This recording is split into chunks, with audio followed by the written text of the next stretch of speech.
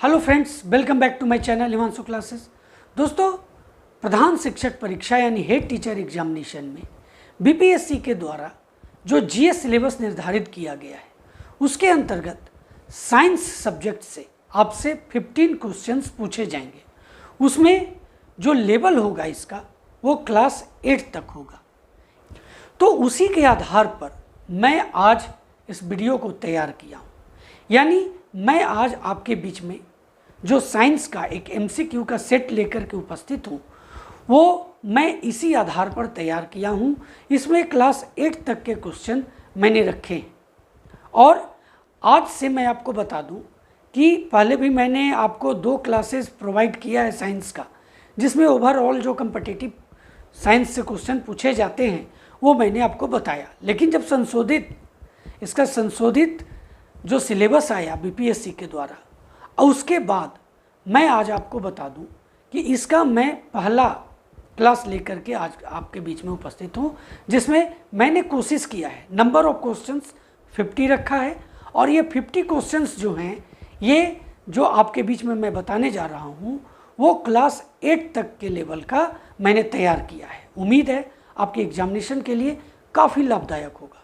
तो बहुत ही महत्वपूर्ण वीडियो है, आपको अंत तक देखना चाहिए। एक एक क्वेश्चन की जानकारी आपको हासिल करनी चाहिए। तो चलिए इस वीडियो को ध्यान से देखते हैं और एक एक क्वेश्चन को हल करते हैं। आप पेन और कॉपी लेकर के भी बैठे, आप खुद अपनी तैयारी देख सकते हैं। तो चलिए शुरू करते हैं इस वीडियो को। दोस्तों, न्यू सिलेबस के आधार पर साइंस का ये पहला क्लास मैं आपके बीच में रख रहा हूँ, जो क्लास 8 तक के सिलेबस से तैयार किया गया है। इसमें जो फर्स्ट क्वेश्चन है कि सेल एक उपकरण है जो, यहाँ पर एक एक ऑप्शन आप देख लीजिए। पहला जो है कि रासायनिक ऊर्जा को विद्युत ऊर्जा में परिवर्तित करता है, विद्युत ऊर्जा को प्रकाश ऊर्जा में परिवर्तित करता है, विद्युत ऊर्जा को चुंबकीय ऊर्जा में परिवर्तित करता है, और चुंबकीय ऊर्जा को विद्युत ऊर्जा में परिवर्तित करता है, या इनमें से कोई नहीं, या एक से अधिक। तो सही जवाब है ऑप्शन नंबर ए, सेल एक उपकरण है जो रासायनिक ऊर्जा को विद्युत ऊर्जा में परिवर्तित करता है। अब क्वेश्चन नंबर 2 की ओर बढ़ते हैं। 2 क्या है? 2 है एक बल्ब में क्या होता है। देखिए, ये जो बल्ब है उसमें क्या क्या चीज़ें मौजूद होती हैं, ये यहाँ पर क्वेश्चन है।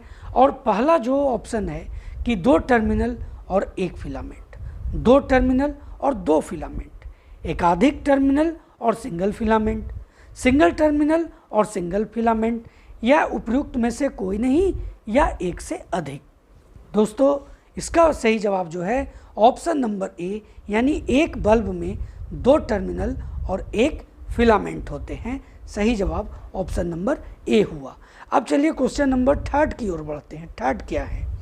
3 है बल्ब तभी जलता है जब। बहुत इंपॉर्टेंट क्वेश्चन, मैंने एक एक क्वेश्चन इस तरह से आपके बीच में रखा है। और ध्यान दीजिए, ये क्लास 8 तक के ही क्वेश्चन है, और इस तरह से मैंने आपके बीच में रखा है जो महत्वपूर्ण क्वेश्चन हो। सिंपल क्वेश्चन लेकर के मैं एक सेट तैयार कर दूं, ऐसी मेरी आदत शुरू से ही नहीं है, और मैं उसी तरह का सेट आपके बीच में रखता हूं। तो जो 3rd क्वेश्चन है कि बल्ब तभी जलता है जब सेल, बल्ब और तार एक क्लोज सर्किट बनाते हैं। ऑप्शन बी है विद्युत पथ में एक अंतर है। सी है पथ सेल के एक ही टर्मिनल पर शुरू होता है और समाप्त होता है। ऑप्शन डी है सेल, बल्ब और तार एक खुला सर्किट होता है। इनमें से कोई नहीं, एक से अधिक।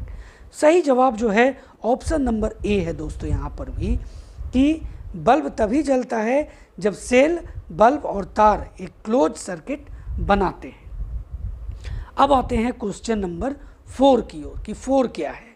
4 है कि निम्नलिखित में कौन एक क्लोज सर्किट बनाएगा? इरेजर, धातु कुंजी, बल्ब या बैटरी? कौन एक क्लोज सर्किट बनाएगा? तो इसका सही जवाब है दोस्तों धातु कुंजी। ऑप्शन बी इसका सही जवाब है। अब क्वेश्चन नंबर 5 क्या है? 5 देखिए, 5 है कि सूर्य की छवि बनाने वाला उपकरण कौन सा है? समतल दर्पण, पिनहोल कैमरा, एक सीधा पाइप, ग्लास स्लैब। अब बहुत ही महत्वपूर्ण है, और इसका जो जवाब है ऑप्शन नंबर बी होगा, पिन होल कैमरा। अब देखिए क्वेश्चन 6 भी पिन होल कैमरा बॉक्स से है। जब पिन होल बॉक्स सूर्य की ओर इशारा कर रहा है तो इसकी छाया कैसी होगी? सबसे लंबा, वही, सबसे छोटा या सबसे बड़ा? इसका जो सही जवाब है दोस्तों, पिनहेल बॉक्स ध्यान दीजिए, सूर्य की ओर इशारा कर रहा है तो इसकी छाया कैसी होगी? तो इसका सही जवाब होगा सबसे छोटा, सबसे छोटा होगा।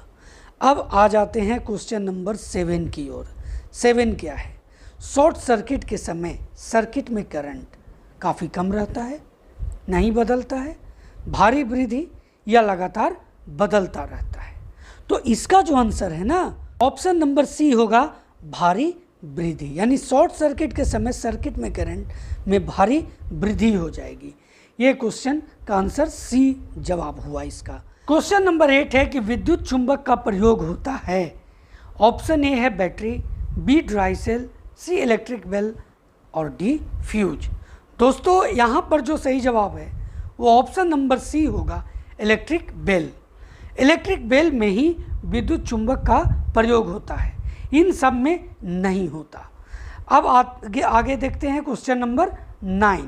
क्वेश्चन नंबर 9 है कि धारावाही तार की एक बेलनाकार कुंडली है। ध्यान दीजिए क्वेश्चन क्या है, धारावाही तार की एक बेलनाकार कुंडली है, वोल्टमीटर, आमीटर, फ्यूज या सोलेनोइड। इसका सही जवाब होगा ऑप्शन नंबर डी सोलेनोइड। अब आ जाते हैं क्वेश्चन नंबर 10 की ओर। क्वेश्चन नंबर 10 है कि एक चमकता हुआ बल्ब किसके कारण गर्म हो जाता है? धारा का उष्मीय प्रभाव, धारा का चुंबकीय प्रभाव, धारा का रासायनिक प्रभाव या धारा का भौतिक प्रभाव? इसका सही जवाब है ऑप्शन नंबर ए धारा का उष्मीय प्रभाव। इसी के कारण एक बल्ब जो होता है वो गर्म हो जाता है। अब आगे बढ़ते हैं क्वेश्चन नंबर 11। क्वेश्चन नंबर 11 है कि जब विद्युत धारा किसी तार से होकर गुजरती है तो वह चुंबक की तरह व्यवहार करती है। यह है, ध्यान दीजिए क्वेश्चन मैं फिर से पढ़ रहा हूँ, जब विद्युत धारा किसी तार से होकर के गुजरती है तो वह चुंबक की तरह व्यवहार करती है। यह क्या है? धारा का चुंबकीय प्रभाव, विद्युत धारा का विद्युत प्रभाव, धारा का ताप प्रभाव या धारा का ऑप्टिकल प्रभाव? दोस्तों इसका सिंपल सा जवाब है ऑप्शन नंबर ए धारा का चुंबकीय प्रभाव। क्वेश्चन नंबर 12 है दोस्तों कि निक्रोम का उपयोग हीटर की कुंडली में किया जाता है क्योंकि? अब यहाँ देखिए ऑप्शन है उच्च प्रतिरोध और उच्च गलनांक के कारण, निम्न प्रतिरोध और उच्च गलनांक के कारण, उच्च प्रतिरोध और निम्न गलनांक के कारण, और ऑप्शन डी जो है कि निम्न प्रतिरोध और निम्न गलनांक के कारण। तो इसका सही जवाब ऑप्शन नंबर ए होगा, इसका उच्च प्रतिरोध और उच्च गलनांक के कारण इसका उपयोग जो है हीटर की कुंडली में किया जाता है। तो ऑप्शन ए इसका सही जवाब है। क्वेश्चन नंबर 13 क्या है ये देख लेते हैं। देखिए कार्बोहाइड्रेट का परीक्षण किसके द्वारा किया जाता है? कार्बोहाइड्रेट का परीक्षण, अब यहाँ पर जो ऑप्शन आप देख रहे हैं किसके द्वारा किया जाता है? आयोडीन विलयन, कास्टिक सोडा, कॉपर सल्फेट या फेलिंग विलयन? मैं आपको इसका आंसर बता दूं, इसका जो सही जवाब है वो ऑप्शन नंबर ए होगा, आयोडीन विलयन के द्वारा कार्बोहाइड्रेट का परीक्षण किया जाता है। अब है क्वेश्चन नंबर 14। क्वेश्चन नंबर 14 है कि विटामिन और खनिज हैं सुरक्षात्मक भोजन, ऊर्जा देने वाला भोजन, शरीर निर्माण भोजन या रॉगेज? तो इसको आप जानते भी होंगे, बहुत सिंपल सा ये क्वेश्चन है और इसका जो सही जवाब है ऑप्शन नंबर ए होगा, सुरक्षात्मक भोजन हैं विटामिन और खनिज। क्वेश्चन नंबर 15 क्या है? 15 है कि रूफेज मदद करता है। रूफेज मदद करता है हमारे शरीर को बीमारियों से बचाने में, आंत्र की गति, ऊर्जा प्रदान करने में, शरीर के विभिन्न अंगों के निर्माण और मरम्मत में। इनमें से कोई नहीं है, एक से अधिक। तो रूफेज क्या है? इसका जो सही जवाब है दोस्तों, मदद करता है, रूफेज मदद करता है किस मामले में? तो इसका जो सही जवाब है वो है आंत्र की गति। ऑप्शन नंबर बी इसका सही जवाब होगा, क्योंकि ये क्या करता है कि पूरी तरह से पाचन क्रिया में मदद करता है। तो रूफेज जो है फाइबर से भरपूर होते हैं, फाइबर मल त्याग में रहते हैं, इसीलिए इसका जवाब जो हो गया ऑप्शन नंबर बी हो गया, आंत्र की गति। क्वेश्चन नंबर 16 है कि प्रकाश ऊर्जा के दौरान, देखिए यहाँ पर क्या होता है, ये है यहाँ पर 5 ऑप्शन है ऑप्शन ए है सौर ऊर्जा यांत्रिक ऊर्जा में परिवर्तित होता है, सौर ऊर्जा को रासायनिक ऊर्जा में परिवर्तित किया जाता है, रासायनिक ऊर्जा जो है यांत्रिक ऊर्जा में परिवर्तित होती है। वहीं ऑप्शन डी है कि बायो एनर्जी रासायनिक ऊर्जा में परिवर्तित होती है। तो इसका जो सही जवाब है ऑप्शन नंबर बी होगा, सौर ऊर्जा को रासायनिक ऊर्जा में परिवर्तित किया जाता है। तो 16 का सही जवाब बी हुआ। अब है 17 है कि निम्नलिखित में से कौन एक परजीवी है? लाइकेन, कस्कुटा, पिचर प्लांट या राइजोबियम। इसका सही जवाब ऑप्शन नंबर बी है दोस्तों, कस्कुटा जो है ना एक परजीवी है। क्वेश्चन नंबर 18 है कि प्रकाश संश्लेषण के दौरान मुक्त ऑक्सीजन खाली जगह से आती है, यानी जो प्रकाश संश्लेषण के दौरान जो ऑक्सीजन मुक्त होता है उससे जो वो कहाँ से आती है, वो ऑक्सीजन कहाँ से आती है? अब देखिए, कार्बन डाइऑक्साइड और वाटर के बीच में रिएक्शन होता है, उत्प्रेरक के रूप में क्लोरोफिल और सूर्य की रोशनी कार्य करती है। तो ये जो ऑक्सीजन है, जो ऑक्सीजन मुक्त होती है कार्बन डाइऑक्साइड और वाटर के बीच में जो रिएक्शन होता है उससे तो किससे आती है? तो इसका जो सही जवाब है दोस्तों पानी, कार्बन डाइऑक्साइड, शर्करा या क्लोरोफिल 2, ये जो सही जवाब है ऑप्शन नंबर ए होगा, पानी से ये ऑक्सीजन आती है। क्वेश्चन नंबर 19 है, पित्त का निर्माण होता है कहाँ? पित्ताशय में, रक्त में, लीवर में या प्लीहा में? तो इसका जो सही जवाब है ऑप्शन नंबर सी होगा, यकृत में। यकृत में जो है वो पित्त का निर्माण होता है। क्वेश्चन नंबर 20 की ओर बढ़ते हैं। 20 है कि लार में मौजूद जो एंजाइम होते हैं, लार में मौजूद एंजाइम परिवर्तित करते हैं क्या?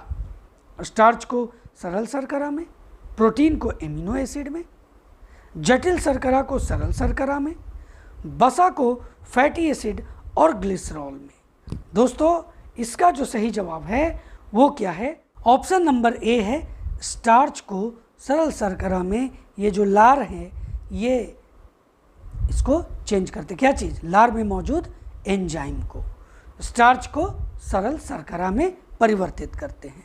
अब क्वेश्चन नंबर 21 की ओर बढ़ते हैं। 21 क्या है? देखिए, पित्त खाली जगह के पाचन में महत्वपूर्ण भूमिका निभाता है। कार्बोहाइड्रेट, बसा, शर्करा, स्टार्च।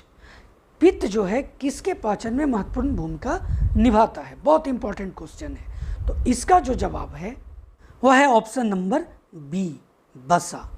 यानी पित्त जो है ये बसा के पाचन में महत्वपूर्ण भूमिका निभाता है।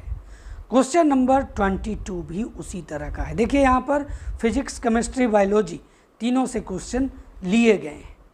शहद का प्रमुख घटक है ग्लूकोज, सुक्रोज, माल्टोज और फ्रक्टोज।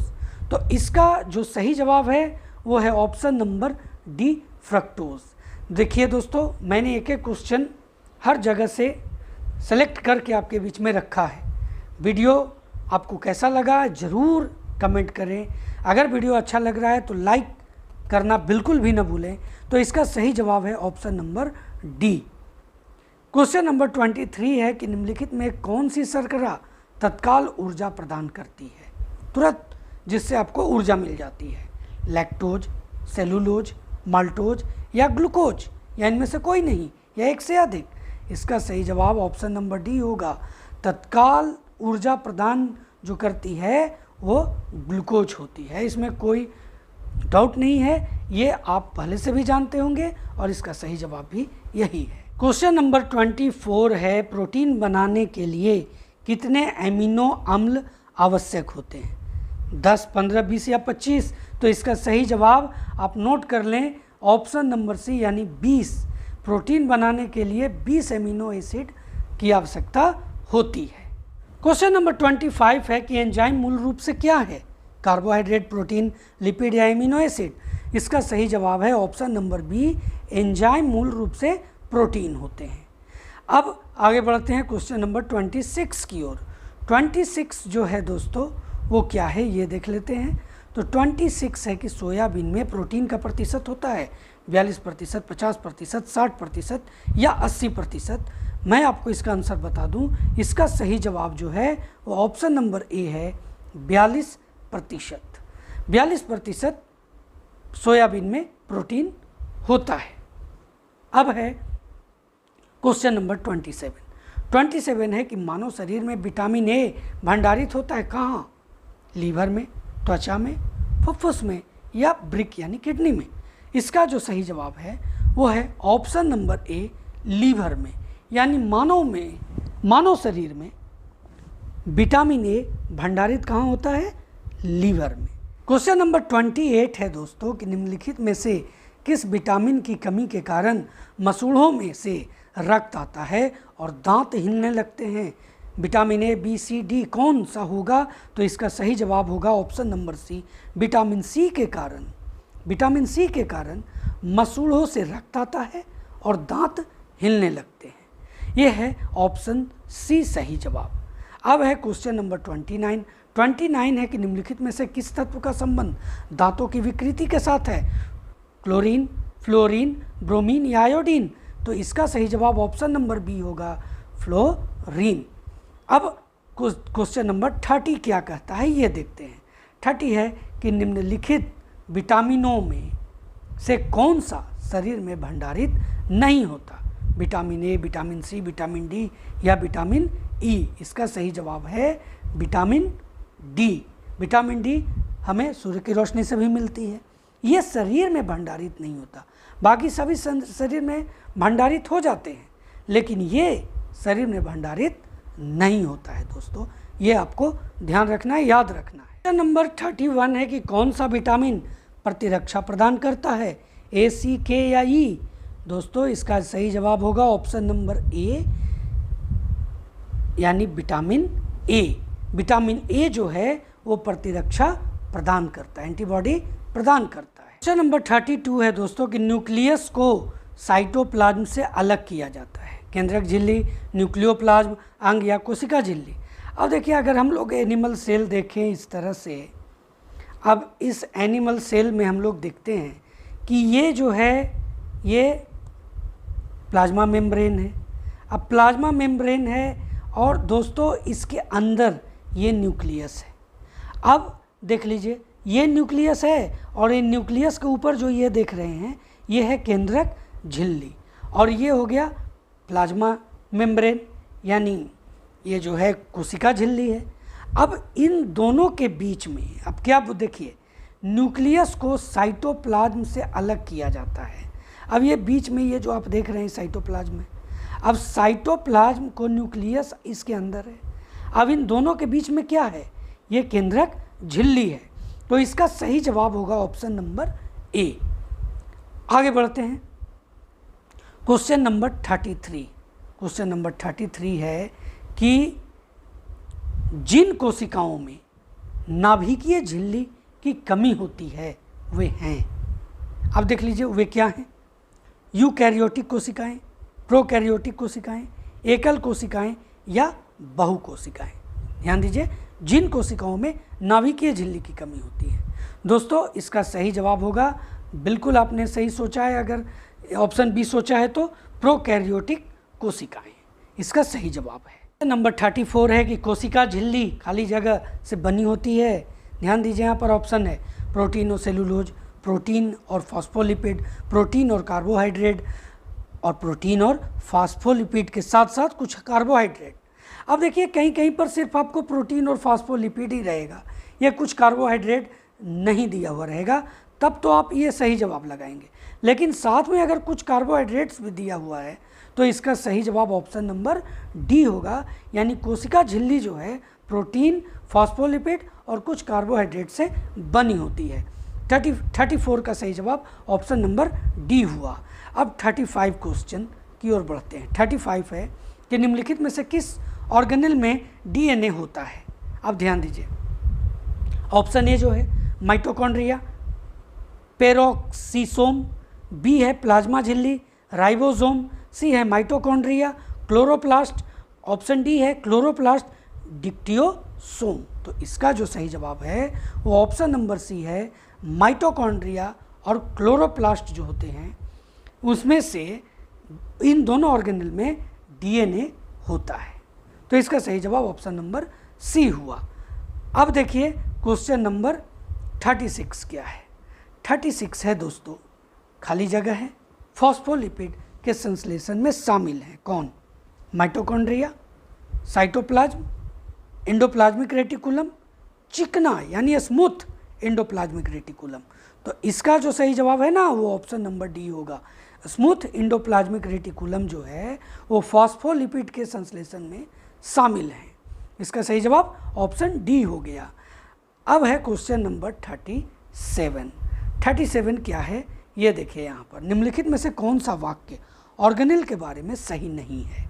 ये सभी यूकैरियोटिक कोशिकाओं में पाए जाते हैं, वे बहुकोशिकीय जीवों में पाए जाते हैं, वे कोशिकाओं के निर्माण के लिए समन्वय करते हैं, वे छोटे आकार के और अधिकतर आंतरिक होते हैं, इनमें से कोई नहीं या एक से अधिक। तो मैं बता दूं इसका सही जवाब है ऑप्शन नंबर ए, यानी जो ऑर्गेनेल के बारे में सही नहीं है वो ये सही नहीं है, ये सभी यूकैरियोटिक कोशिकाओं में पाए जाते हैं।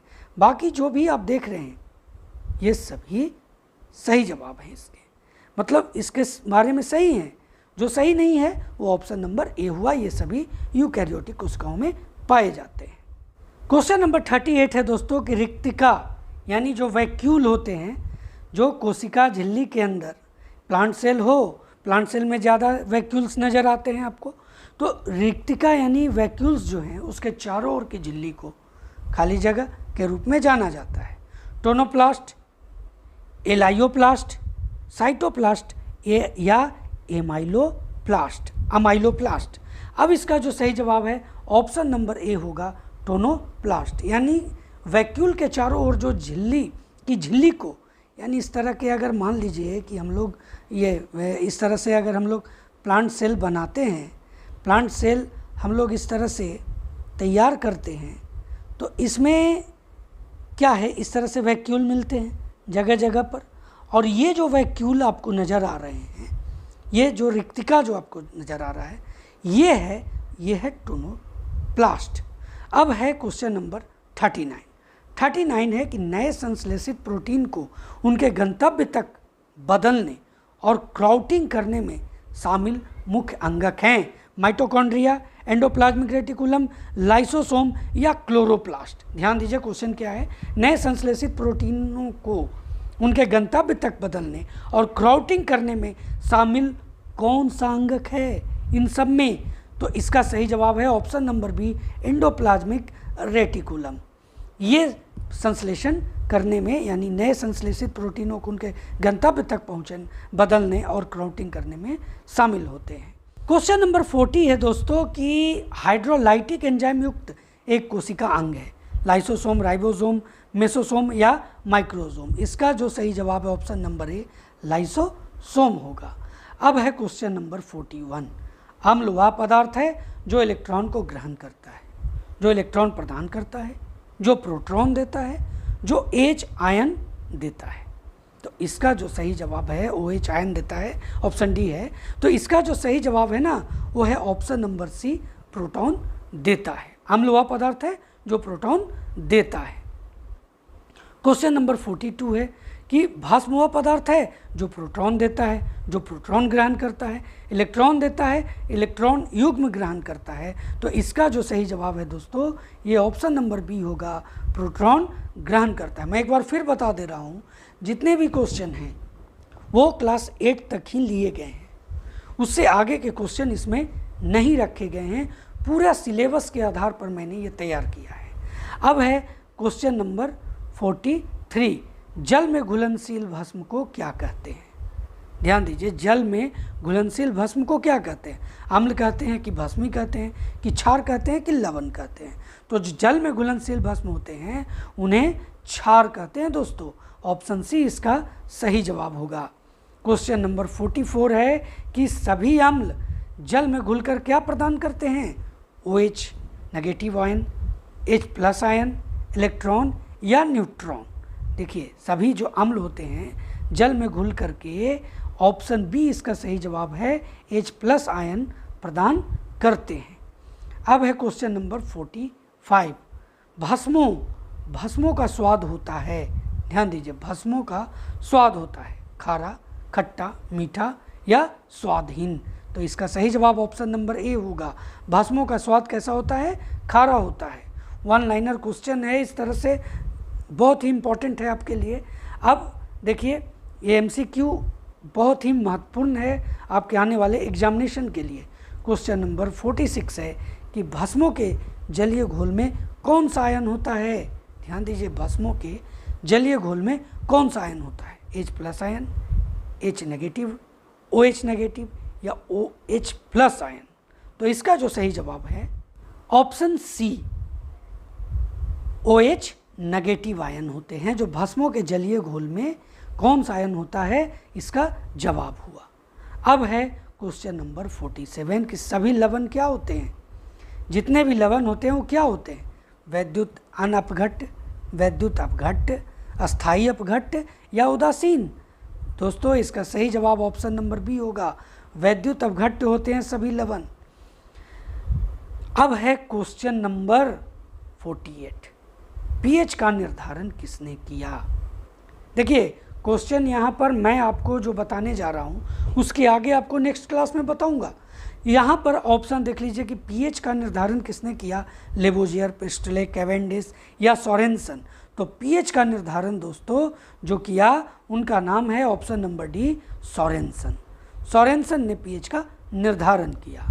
अब है क्वेश्चन नंबर 49 कि शुद्ध जल में हाइड्रोजन आयन सांद्रण का मान होता है। शुद्ध जल में हाइड्रोजन आयन सांद्रण का मान होता है। ऑप्शन ए है 10⁻⁻7, ऑप्शन बी 10⁻⁻5, ऑप्शन सी 10⁻⁻10 या 10⁻⁻14। तो इसका जो सही जवाब है ऑप्शन नंबर ए होगा 10⁻⁻7। अब है क्वेश्चन नंबर 50। क्वेश्चन नंबर 50 है कि अम्लीय घोल का पीएच मान होता है। अम्लीय घोल जो होते हैं उसका पीएच मान क्या होता है, 7, 7 से कम, 7 से अधिक या 14। इसका सही जवाब ऑप्शन नंबर बी होगा, 7 से कम। दोस्तों क्वेश्चन नंबर 51 है कि क्षार घोल का पीएच मान क्या होता है। अम्ल का हम लोगों ने देख लिया 7 से कम, तो क्षार का 7 से अधिक होता है। ऑप्शन बी इसका सही जवाब होगा। क्वेश्चन नंबर 52 है दोस्तों कि उदासीन घोल का पीएच मान होता है। 7 से कम किसका था, अम्ल का। 7 से अधिक किसका था, क्षार का। तो 7 जो है ना ये पीएच मान है किसका, उदासीन घोल का। ऑप्शन सी इसका सही जवाब हुआ।